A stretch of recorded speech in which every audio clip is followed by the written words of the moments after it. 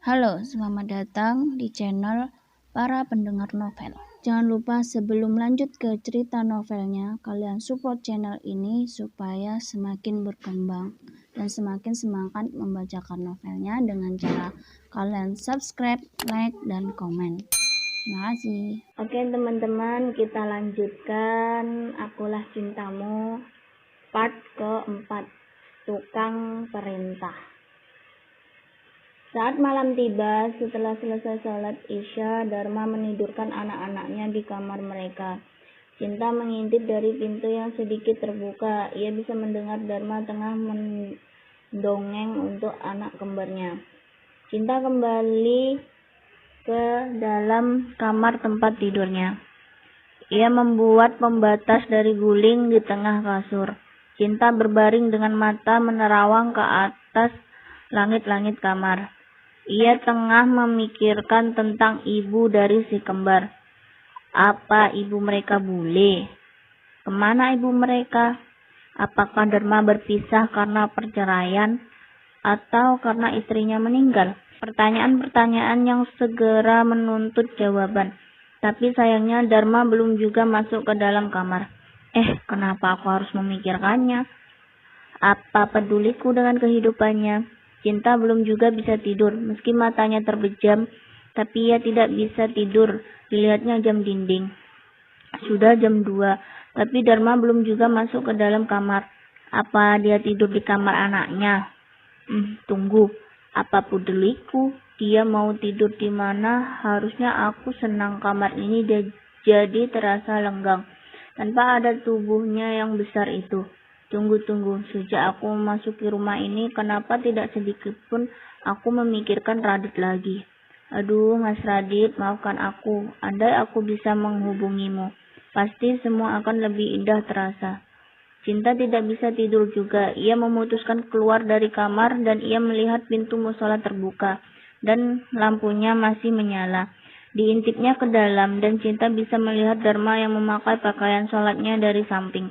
Ia duduk bersila di atas sejadah, tubuhnya bergoyang seirama dengan tasbih yang berputar karena jentikan jari tangannya.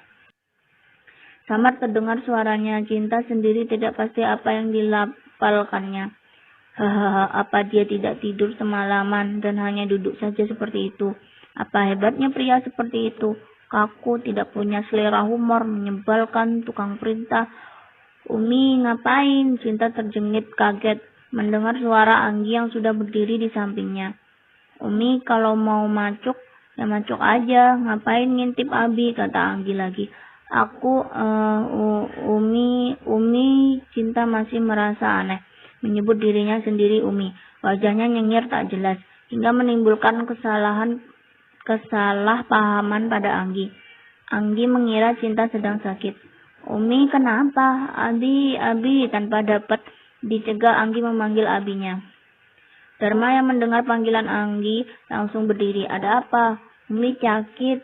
Kamu sakit, Cinta? Tidak. Terus ada apa di sini?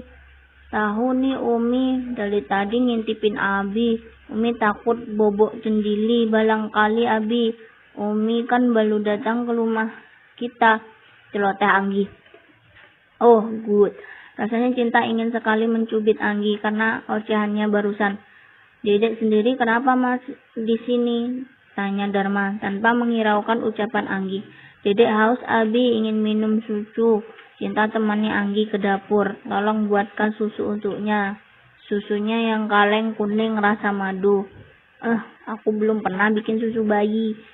Dedek bukan bayi Umi, tapi balita, protes Anggi. Ya, sama aja.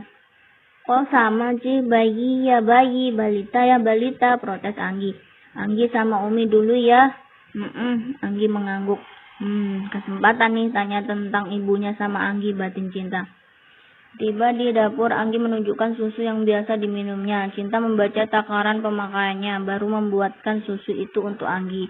Sambil menunggui Anggi minum susu, dipergunakan Cinta untuk menginterogasi Anggi soal ibunya. Dedek, ibunya mana sayang? Tanya Cinta so akrab. Kan Umi ibu Anggi, tunjuk Anggi mengarah ke dada Cinta. Maksud Umi, ibu yang melahirkan Anggi. Ibu, Umi itu kan ya ibu itu kan ya Umi, lagi Anggi menunjuk Cinta. Cinta menggaruk kepalanya bingung sendiri. Maksud Umi, ucapan Cinta menggantung karena dipotong Dharma. Jangan tanyakan hal yang tidak diketahuinya, Cinta. Ia baru 3 tahun, belum mengerti apa-apa. Kamu bisa bertanyanya langsung padaku. Kalau mau, Dharma sudah berdiri di dekat mereka. Kalau begitu, kenapa tidak kamu jelaskan sejak malam tadi? Kalau kamu itu duda 2 anak, sengit Cinta. Abi, kenapa Umi namalah? Umi nggak pergi lagi kan? Umi tetap tinggal sama kita kan? Mata biru terang milik Anggi mulai berkaca-kaca. Karena meraih Anggi ke dalam gendongannya. Belajarlah berucap dengan nada lembut di depan anak-anak, ujar Dharma. Sebelum melangkah pergi meninggalkan Cinta dengan Anggi dalam gendongannya. Cinta masih diam di tempatnya. Tukang perintah, tukang atur, gerutunya. Kesal pada Dharma yang sudah menghilang dari hadapannya. Cinta akhirnya ikut naik ke atas juga dan ingin masuk ke dalam kamar tidur. Ketika mendengar percakapan Dharma dan Anggi di dalam kamar tidur Anggi, langkahnya terhenti di depan pintu. Abi, kapan Dedi sama Mami, adik sama kakak datang lagi? Abi tidak tahu sayang, Dedi sama Mami kalian masih banyak pekerjaan mungkin. Adik sama kakak berdoa saja ya, biar Dedi sama Mami bisa datang lagi. Iya Abi, tapi kalau Dedi sama Mami datang, adik mau tetap di sini sama Abi, nggak mau ikut Dedi sama Mami. Boleh kan Abi? Iya, tentu saja boleh. Abi, iya. Abi sekarang sudah punya Umi. Nanti Abi punya dedek bayi enggak? Cinta yang menguping di balik pintu hampir saja tersedak mendengar pertanyaan Anggi. Abi belum tahu sayang. Temennya adik punya Abi, punya Umi, punya dedek juga Abi. Oh, kalau Abi punya dedek, adik sama kakak masih disayang Abi kan? Dharma memeluk Anggi. Dikecup puncak kepala Anggi dengan lembut. Abi akan selalu menyayangi kalian. Sekarang adik tidur ya. Abi enggak tidur. Nanti Abi tidur kalau adik sudah tidur. Enggak apa Abi. Kamar Abi aja. Kasihan Umina. Entar takut tidur sendirian. Umi kan sudah gede, jadi enggak mungkin takut. Tapi Umi kan belum biasa di rumah kita, Abi. Ya sudah, sekarang Abi ke kamar. Adik tidur ya, besok hari Senin sudah harus masuk sekolah. Iya, Abi. Adik sayang Abi. Anggi mengecup pipi Dharma dan Dharma membalas mengecup puncak kepala Anggi. Abi juga sayang adik, sahutnya lembut. Cinta yang dari tadi mengintip cepat masuk ke kamar tidur dan langsung naik ke atas ranjang, lalu bersembunyi di bawah selimut. Berbagai pertanyaan menyesaki benaknya. Siapa yang disebut Mami dan Dedi? Apa sebenarnya hubungan antara Dharma dengan Anggi dan Angga? Benar ayahnya atau...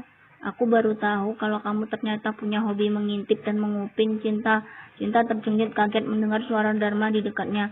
Refleks ia membuka selimut yang menutupi tubuhnya dari kaki sampai kepala. Siapa yang menguping? Siapa yang mengintip? Haha, tidak usah mengelak. Aku bisa melihatmu berdiri di dekat pintu, menguping pembicaraanku dengan Anggi. Itu, kamu hanya sementara di sini, Cinta. Tidak perlu terlalu dalam memasuki kehidupan pribadiku. Di antara kita tidak ada hubungan pribadi. Tapi kamu boleh dekat dengan Angga dan Anggi. Semua yang kamu inginkan. Tidurlah. Kamu perlu istirahat. Tanpa menunggu jawaban Cinta, Dharma masuk ke dalam kamar mandi. Cinta menggerutu dalam hatinya. Dasar tukang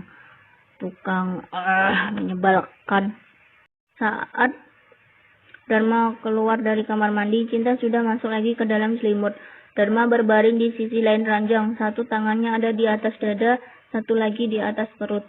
Mulut Dharma berkomat-kamit membaca doa sebelum kantungnya datang. Sementara Cinta berkomat-kamit menyumpahi Dharma di bawah selimut. Bersambung.